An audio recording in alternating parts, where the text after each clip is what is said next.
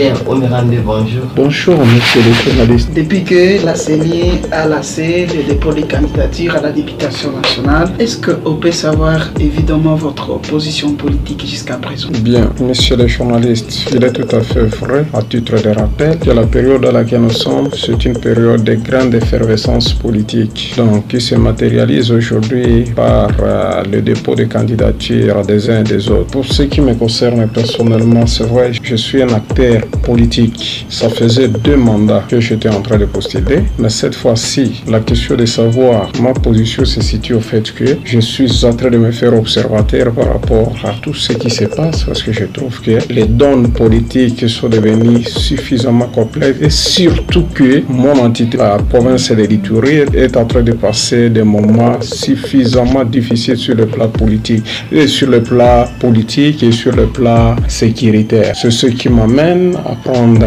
une position tout à fait mitigée.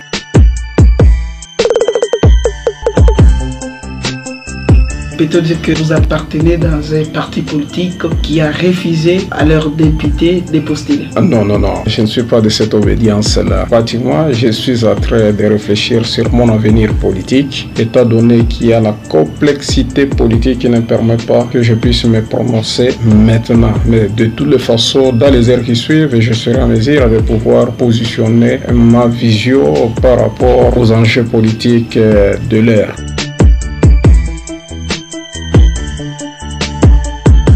Est-ce que si, du moins, vous ne parvenez pas à poser votre candidature, qu'est-ce que la population peut en savoir plus? Laisser la politique, vous lasser dans d'autres affaires? C'est pratiquement difficile qu'on laisse la politique, parce que même si vous pouvez laisser la politique va s'occuper de vous. Donc, il va sans dire qu'on peut prendre tout simplement congé de la politique momentanément, mais ça doit être perçu comme une retraite tactique sur le plan politique. Donc, il va sans dire que dans les heures qui suivent, je pense que l'option que je vais lever pourra faire de moi ce que je serai dans l'avenir sur le plan politique. Qu'on peut savoir votre parti politique? Ça fait l'objet de ma méditation à l'heure actuelle. Écoutez, tout le monde n'est pas fait pour faire la politique de la même manière, parce qu'aujourd'hui, il y a ceux qui font la politique pour la politique. Mais moi, s'il m'arrivait un jour que je prends la dernière résolution par rapport à cette petite retraite politique à laquelle je fais allusion, c'est que je pourrais faire une politique avec un minimum d'objectivité, et ce qui permettra que je comprenne d'abord quels sont les désiderata de la population avant que je me mette à pouvoir répondre à ces désiderata. Contrairement peut-être aux gens qui pensent que la politique c'est aussi l'occasion aujourd'hui de se faire de l'argent, de se faire des moyens ou encore de se faire des postes. Non, le poste j'en ai déjà. Donc ces questions, tout simplement ce que je réfléchis, si je peux servir mon terroir, c'est de quelle manière que je peux arriver à le faire sur le plan politique. Voilà au-delà des préoccupations qui me tirent l'épine dans les cervelles et qu'il faut que j'observe attentivement la manière dont la situation se présente actuellement.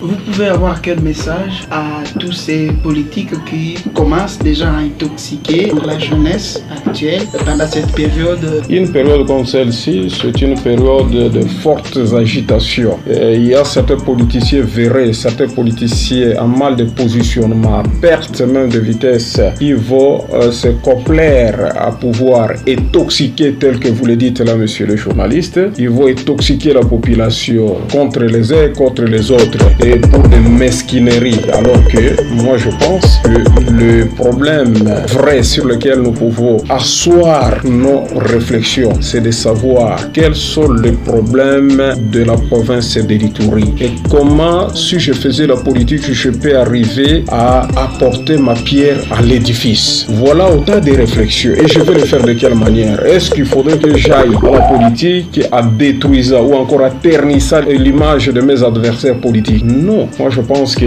je préfère faire une politique qui peut permettre à ce que tous ensemble, nous puissions capitaliser nos efforts pour réfléchir la paix pour l'Ituri et ce qui pourrait être un gage non moins important pour lancer le décollage et booster l'économie et le développement de la province de l'Ituri. Je pense que c'est l'aspiration à laquelle la population de l'Ituri veut accéder. Alors, cette jeunesse-là qui commence à céder à la manipulation?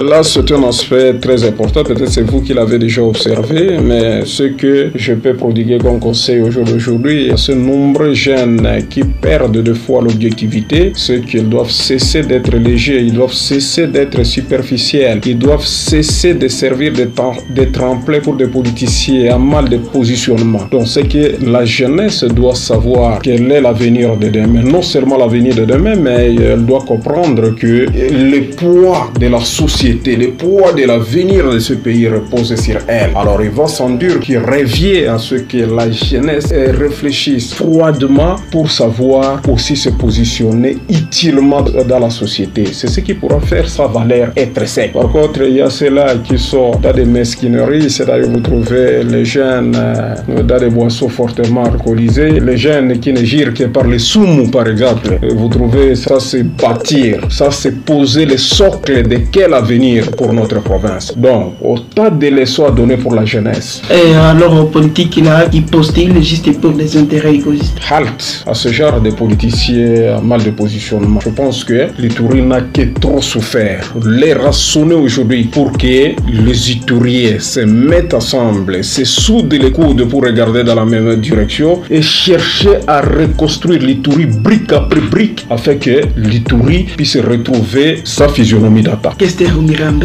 nous vous remercions. C'est moi qui vous remercie, messieurs les journalistes.